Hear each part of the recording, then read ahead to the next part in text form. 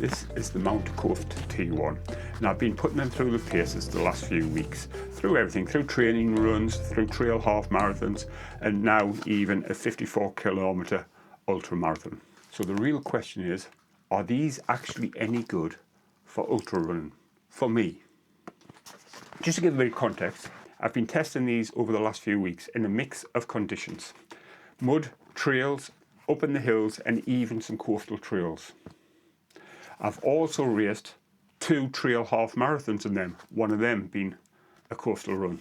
And most importantly, last weekend I ran the 54-kilometre Kingdom of Northumbria Ultra by Wild Deer in these shoes.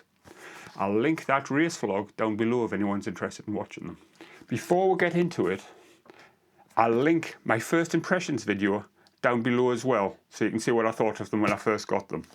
And I'll start with this. I still think white trail shoes are a bit of a bad idea. I've actually scrubbed these to try and get them presentable for this video, and they're still a bit on the brown side, shall we say. But looks aside, how have they performed? Honestly, up to a point, really well. The outsoles are grippy, exactly what you'd expect from Vibram light-based rubber. They're reliable across a mixture of terrain, even in some pretty grim winter conditions, and we've had plenty of them lately. Across training runs and half marathons, they handled everything well, including coastal trails.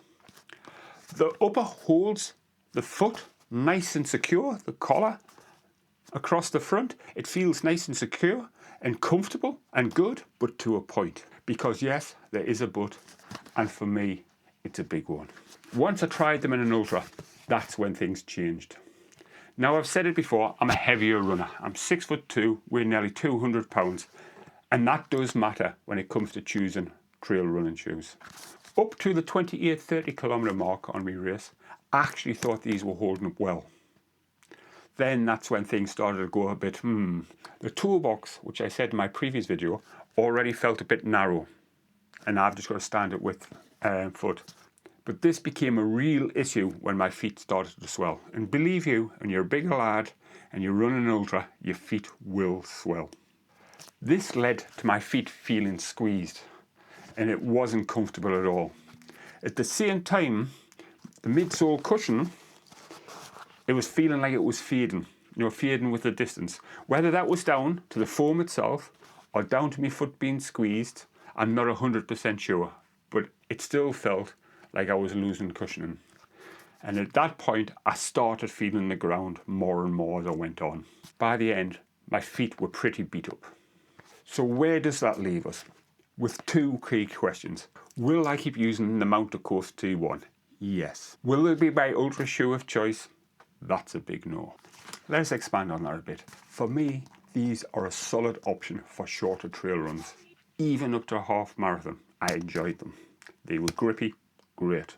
For ultras, especially as me being a heavier runner, they just don't quite deliver what I need from them. So my search for the ultimate trail shoe continues. With that in mind, if you've got any recommendations for a good ultra distance trail run shoe for a heavier runner, please leave it in the comments down below. Let me know what I should try out. And until the next time, thanks for watching.